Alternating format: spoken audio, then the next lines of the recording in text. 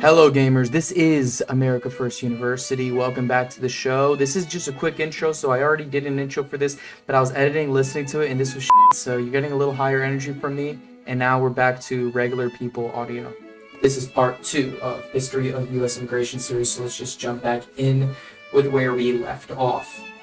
In 1906, we left off at the 1900s, by the way, keep up. In 1906, the Naturalization Act of 1906, which required immigrants to learn English in order to become naturalized citizens, created the Bureau of Immigration and Naturalization to organize immigration policy. Remember how in the last video many Asian immigrants began moving to the United States from Asia? And how the natives didn't like that?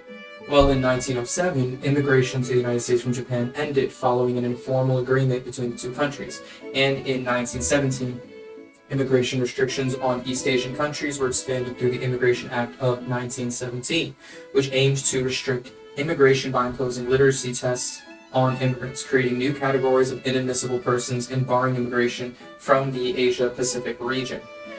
Between 1900 and 1924, some of the largest waves of immigrants from Southern Europeans and Eastern Europeans began to arrive. In order to curb these huge waves, in 1921, the Emergency Quota Act, and this has a bunch of different names. There's the Emergency Quota Act, there's the Emergency Immigration Act of 1921, the Immigration Restriction Act of 1921, the Per-Centum Law, the Johnson Quota Act, way too many names, but this was formulated and restricted Southern and Eastern European immigration in the United States. Although intended as temporary legislation, it proved in the long run the most important turning point in American immigration policy, that is the Emergency Quota Act, because it added two new features to American immigration law, two features that never existed before: numerical limits on immigration and the use of a quota system for establishing those limits, which came to be known as the National Origins Formula. The Emergency Quota Act restricted the number of immigrants admitted from any country annually to 3% of the number of residents from that country living in the United States as of the 1910 census. To understand this, consider the following analogy. Imagine the country is a school that decides how many new students from each neighborhood can enroll. Instead of looking at the current population, they look at how many kids from each neighborhood were enrolled 10 years ago, and then say only 3% of whatever that number was can join each year. That's what the Emergency Quota Act did with immigrants. That meant that people from Northern and Western Europe had a significantly higher quota and were more likely to be admitted to the United States than those from Eastern or Southern Europe, or from non-European countries. Obviously intended as a pro-nativist stance and to curb the drastic changes in culture and homogeneity that existed in the country.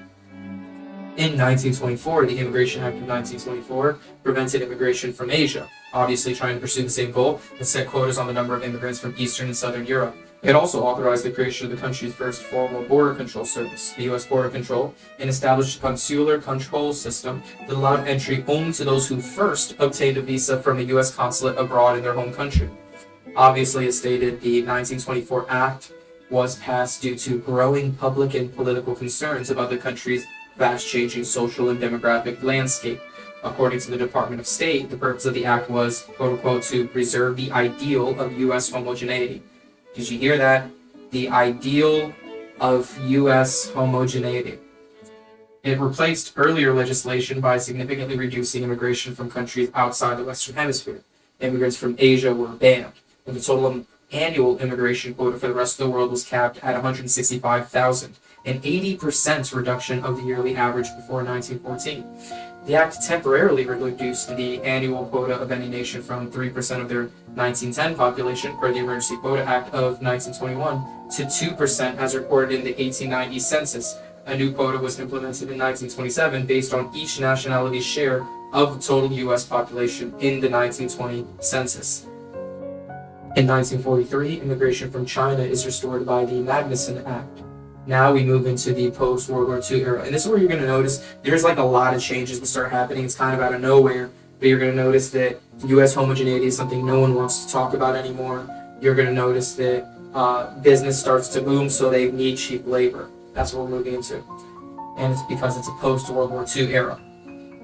Following World War II, the War Brides Act passed in 1945, allowing exemptions of immigration quotas for immediate relatives of American service members. Obviously, to allow the soldiers to take home brides they had married abroad, war brides essentially.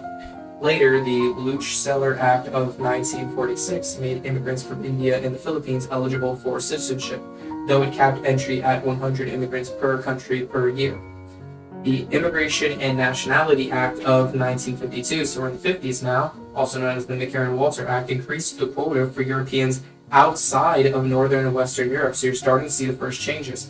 It gave the Department of State authority to reject entries affecting native wages, eliminated 1880s bans on contract labor, set a minimum quota of 100 visas per country, and promoted family reunification by exempting citizens, children, and spouses from numerical caps. Now, the most important recent immigration moves. The Immigration and Nationality Act of 1965, also known as the Hart Cellar Act, and more recently as the 1965 Immigration Act, was a federal law passed by the 89th United States Congress. You probably heard about the Hart Cellar Act before. This is probably one of the biggest changes to U.S. immigration that happened, right? When it comes to maintaining homogeneity, this was the bullet in the head to the consensus of U.S. homogeneity, and it came out of the Civil Rights Movement. It was signed into law by President Lyndon B. Johnson. The law abolished the national origins formula. So remember that formula I mentioned before, where it was 3% of anyone who had been brought over? That quota was now destroyed. And it was also, that quota was the basis of U.S. immigration policy since the 1920s. So since the 1920s, we introduced this quota, which allowed people, and it allowed people, essentially foreigners, but at a trickle rate. We completely opened the floodgates, we opened the faucets, and that was the beginning of the replacement, right? The act formally removed de facto discrimination against Southern and Eastern Europeans, as well as Asians. The measure was not intended, to be clear, the measure was not intended to stimulate immigration from Asia, the Middle East, Africa, or elsewhere. The idea was that we would get people from more traditional societies such as Italy, Greece, and Portugal, because since these are small countries in Europe that kind of share Northern and Western European values a lot more since they're from Western Europe. But since their countries are so small, a 3% of whatever amount of Portuguese people in the country was super, super small. We thought we might be able to bring in a little bit more of those. After the 1970s, so this is where I was trying to get to, after the 1970s, after an initial influx from European countries, so we did slightly uptick some European immigration. The real big hit came by these waves of immigrants from places like Korea, China, India, the Philippines, Pakistan, and Africa. These immigrants became significantly more common, started to influx at a rate that was not seen before.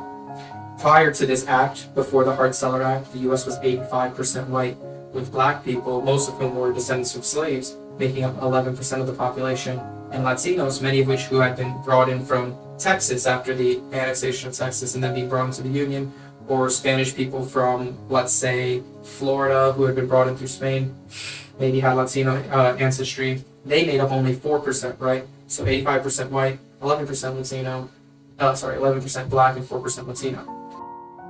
In opening entry to the U.S. to immigrants other than Western and Northern Europeans, the act significantly altered the demographic mix in the country and ended preference for white immigrants dating to the 18th century. So remember how I said prior to the act, so prior to 1965, the country was 85% white? Well, after the act, I think it was about 30 years later, so in the 1995, white people made up only 73% of the country. And now in 2020, let's check, 57% of the country. If you don't think they're replacing, like you're really just not paying attention to the trends. If you don't think that your people are not going to exist at these rates, these are rates that never existed in any society in all of human history. When people talk about, well, immigration has existed for all of human history, right? That is ignoring the reality of the picture, but let's go on. The Immigration Reform and Control Act, IRCA, or the Simpson-Mazzoli Act, was passed by the 99th United States Congress and signed into law by President Ronald Reagan. The Immigration Reform and Control Act legalized the most undocumented immigrants who had arrived in the country prior to January 1st, 1982. The act altered U.S. immigration law by making it illegal to knowingly hire illegal immigrants and establishing financial and other penalties for companies that employ illegal immigrants. Nearly 3 million people applied for legislation under the IRCA through the update in the registry date, along with the LAW and SAW programs enacted by IRCA. Approximately and this is important, this is under Ronald Reagan, right? We're allowing, just granting a mass amnesty for essentially 2.7 million people. 2.7 million people were ultimately approved permanent residency under this movement, under this political act. But we move on.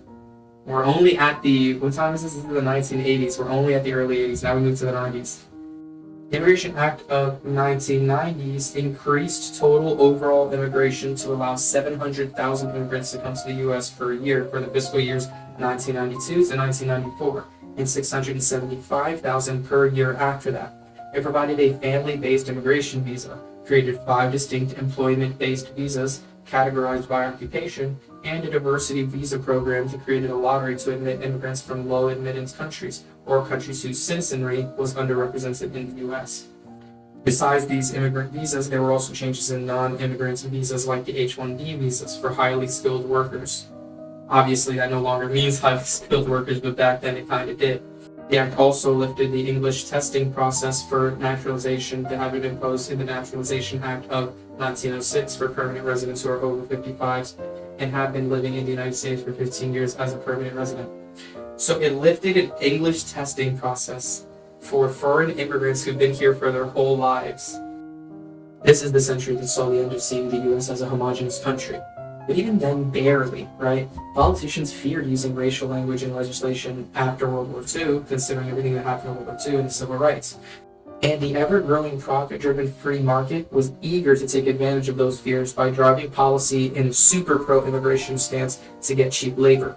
But who picked up the tab? It was the American nativists who saw their country in one lifetime drastically change into something unrecognizable. These nativists were stripped of their ability to give their children the lives they had, and worst of all, many of them were blind or complicit to it. These boomers were complicit and sold their children's birthright for the easy wealth all this unhealthy economic growth and immigration temporarily bought. Nevertheless, we moved to the 2000s, much closer to when most of us were born. In 2005, the Real ID Act of 2005 placed restrictions on individuals applying for asylum, and the Secure Fence Act of 2006 began the process of building a fence across the Mexico-United States border. Yes, we started building a wall 10 years before Trump, and it was seen as a permanent issue. Notice, it was only in the 2010 era that this view was seen as evil and racist when Trump said it, even though he was by all measures enacting a policy idea that Democrats and Republicans agreed on just 10 years prior. Why do you think opinions changed so drastically? Here's one reason. During the 2010s, more than 7.3 million with an M immigrants were naturalized. You don't think you're being replaced, and you don't think it doesn't feel because you're like a frog in hot water, right? It doesn't feel like everything's happening drastically, but now people are starting to wake up. They're starting to notice you're being replaced, your homeland is being stolen. We need to wake up. And this is not out of hate for other people. This is not out of I want to destroy these people who are different from me. This is purely out of a love for what our country could be. We can't keep living the way we are. Everyone knows this, you know? On June 15, 2012, under Obama, the Deferred Action for Childhood Arrivals, or DACA program, allowed some individuals who, on that date, were physically present in the United States with no lawful immigration status, or these are people who had no lawful immigration status after they entered the country as children at least 5 years earlier. So if you entered as a child and then spent 5 years in the country, you are now entitled to a legal lawful status even if you came completely illegally. How does this care about a nativist at all? They could receive a renewable 2-year period of deferred action from deportation, and they were eligible for an employment authorization document or a work permit. This is letting completely illegal people into the country. Almost no other country has a policy like this. I actually don't know of a single other country that has a policy like this. In May, we're going to skip a bit now, in May 2023, the U.S. ended its use of Title 42, which was a public health directive they enacted during the beginnings and throughout the COVID-19 pandemic that allowed for the rapid expulsion of migrants without standard asylum procedures. Over 2.8 million expulsions occurred under the policy. After it expired, U.S. Customs and Border Protection reported a record 249,000 migrant encounters at the U.S.-Mexico border in December 2023 alone. Notice this. When COVID happened, suddenly they can deport people. When COVID happened, suddenly they can shut down the border. What does this tell you? This doesn't tell you that this is a ridiculously unsolvable problem. This tells you their leadership can do it. If it's in their interest, they will do it, but they won't do it because they won't make as much money if they do. money that was off of your labor, your jobs, things your ancestors built. You need to be aware of that. During this time when they were deporting these people, they had no standard asylum procedures. They were just kicking people out. And you might say, well, that's because that was a period of emergency. We're no longer in a period of emergency. Are we not? It's like 1/5 of everyone in the country is a non-citizen. Is that not an emergency? That's enough to overthrow. That's more than we have in our military. That's a crazy number. In 2023, a federal judge in Texas reaffirmed the deferred action for childhood arrivals. The DACA program was unlawful, though existing recipients were allowed certain protections. As of early 2024, the program remained in place for current recipients, but new applications were still not being accepted. In early 2024, bipartisan negotiations in Congress sought to tie immigration reforms as foreign aid packages. Proposals included stricter asylum rules, expanded border enforcement, and expedited deportation procedures. Although the deal gained attention, it stalled due to disagreement over executive authority and humanitarian concerns. In 2023, U.S. immigration authorities expanded use of the CBP-1 mobile app. So I'm just going to say this one short. They made an app where non-citizens trying to come over at ports of entry could essentially like schedule a meeting off of the app, but it was a pretty bad program. It was just letting people in that were not really getting screened as much as they should have been. And interestingly enough, at that same year, migrant encounters at the border increased with people from countries like Venezuela, Haiti, Guatemala, unstable countries through crisis, countries where the IQ is much lower. We have to be honest here. The last thing I'll mention is I'm aware of the big beautiful bill Trump signed. Trump signed it where he's guaranteeing a lot of money to border security. I think, or for deportations. I think he got like, it was a couple billion with a B. It was either 125 million or 125 billion with a B. We'll search that up. We'll put it on the screen. But anyway, that catches us up, right? Nothing really super relevant has happened since. And notice the big thing though, under 100 years, it wasn't 100 years from the passing of the Hart Cellar Act and some of the acts that you saw before, that the entire demographic makeup of the country was completely changed, right? That would be like Korea going from 100% Korean now to in 50 years, Korea becoming 50% black, 50% Korean, right? Is Korea gonna be the same after that? And it's not to say just black people, but like, let's say they replaced Korea with Chinese, would Korea remain Korean? And those are people really similar. That would be like Ukraine going from 100% Ukrainian to 50% Ukrainian in a super short period of time, right? Everyone, for some reason, throws up a big deal when they're like, oh, you know, the Ukrainians have a right to their self-preservation on their land and the Russians have no place there. They're super similar people. Can we be honest about this? They're like really, really similar. But when it comes to people that are completely alien to the United States, completely alien to Western European principles, Christian values, etc., we're like, no, they have an entitlement to be here, and they need to be here. It's crazy. It's crazy. No, I'm joking. It is wild, though. But yeah, that's all I have to say on it. Watch this video, learn a couple of these laws. When you're having these conversations with friends, we really need to challenge this idea that just the U.S., and that was the whole purpose of this video. I want to challenge the idea that the U.S. is and was designed to be a melting pot. We were not. We have a culture. We have an identity. It's tied to European values. It's tied to specifically English values, out of the most of them English, German, etc. And I'm not even English or German, right? I'm a Spanish guy. Like, this should be obvious, though, to anyone who enjoys the way the U.S. was, who looks back fondly at the world that they grew up in, at the old TV shows and the jokes that they used to be able to make, all of that very, very fondly, the cleanness of the streets, and says, hey, I want that.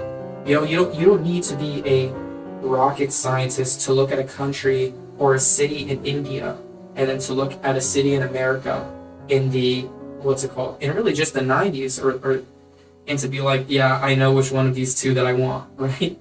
You don't need to be a rocket scientist. Anyway, that's all. Christ is King. Thank you for watching. I'm the villain.